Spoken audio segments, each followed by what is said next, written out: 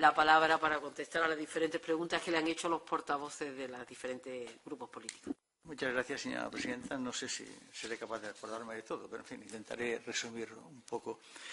Básicamente, hay una pregunta que le han hecho varios de los señores portavoces que hacen referencia a qué es lo que vamos a hacer o qué tendríamos que hacer en caso, vamos a partir de la base, en el caso de que el Congreso en su momento nos dé la confianza, ¿no? El Pleno del Congreso. Yo creo que hay hecho un tema muy especial que personalmente no sé quién tiene que hacer, que es el reglamento de funcionamiento.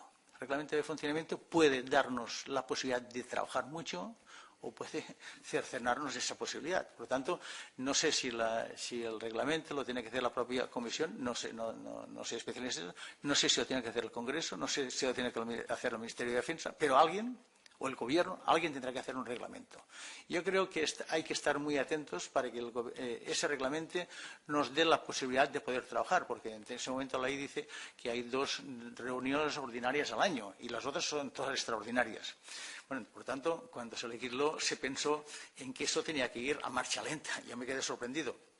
Pero vamos, como se puede hacer todas las que queramos extraordinarias, se puede hacer. Por lo tanto, yo creo que el trabajo más importante que hay en ese momento es ponerse de acuerdo en hacer un reglamento que nos permita trabajar.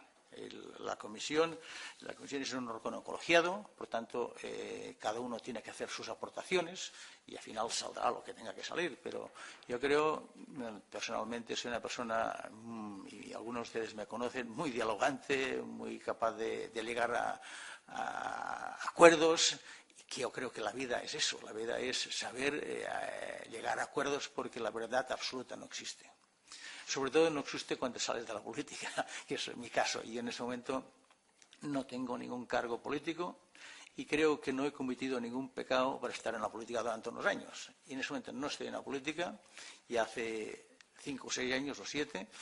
Otra cosa es que yo vote a un partido donde me siento más a gusto, pero eso tampoco no es un motivo de comparecencia. Eso es un tema muy personal, como alguna otra pregunta que me han hecho. Por lo tanto,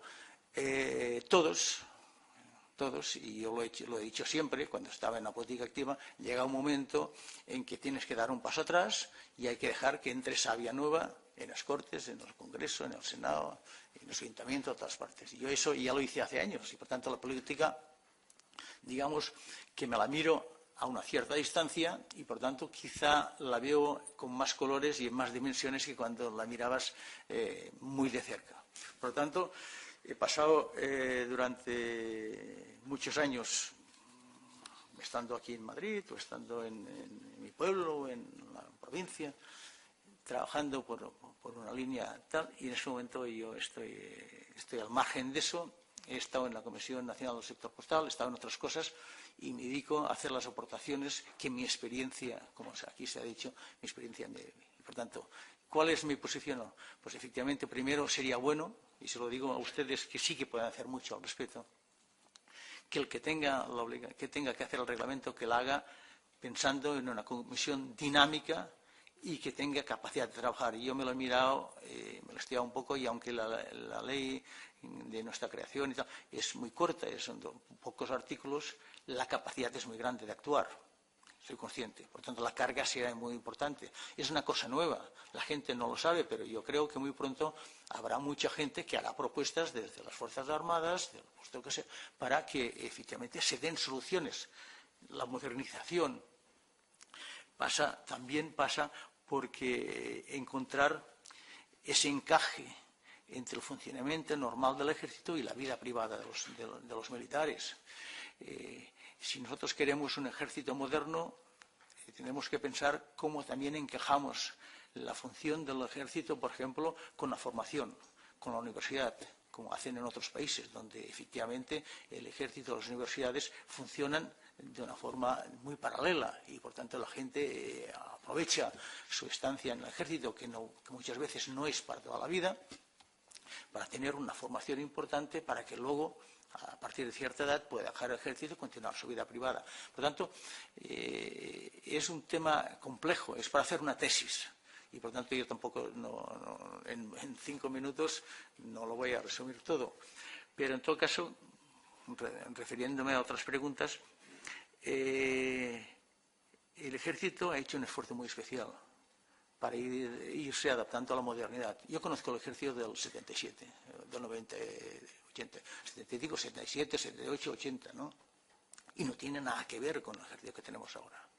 Y una de las cosas que ha hecho para mí que ha sido más importante en la modernización ha sido la presencia en las fuerzas internacionales. Yo he viajado bastante en mi época de portavoz en muchos países, en la ex Yugoslavia, y en otros, Irak y en otros sitios, y uno cuando ve que un general español es el jefe de las fuerzas destacadas en cualquier país de esos y además tiene un gran prestigio, y que habla un inglés perfecto. Yo me acuerdo cuando los generales no hablaban una palabra de inglés, no podían salir a ningún sitio. Fue importante cuando tuvieron que hacer cursos de alto nivel en Estados Unidos, porque yo creo que es importante esa transmisión de conocimientos de unos ejércitos a otros. Y ahora hemos llegado a una homogeneización en ese aspecto muy importante y, por tanto, yo creo que es positivo el cambio que se ha hecho. Efectivamente, Cortes Generales ha hecho un trabajo muy importante, que es hacer la legislación, pero sobre todo la voluntad del ejército de que el ejército en ese momento es un ejército europeo, es un ejército homologable a cualquier ejército de cualquier país democrático con una larga tradición democrática. Y eso yo creo que es muy importante para personas como yo, que no somos militares, pero que hemos dedicado una parte importante de nuestra vida a temas militares y que efectivamente nos parece extraordinario eso, ¿no? Que la gente que enviamos fuera tengan un alto prestigio cuando salen fuera y que estén codeados, que vivan conjuntamente con militares de otros países y que efectivamente den el nivel. Por tanto, me parece eso muy positivo. Y no sé, seguramente que hay más preguntas, pero lo dejaría aquí. Muchísimas gracias, señor Companys. Muchísimas gracias por su presencia.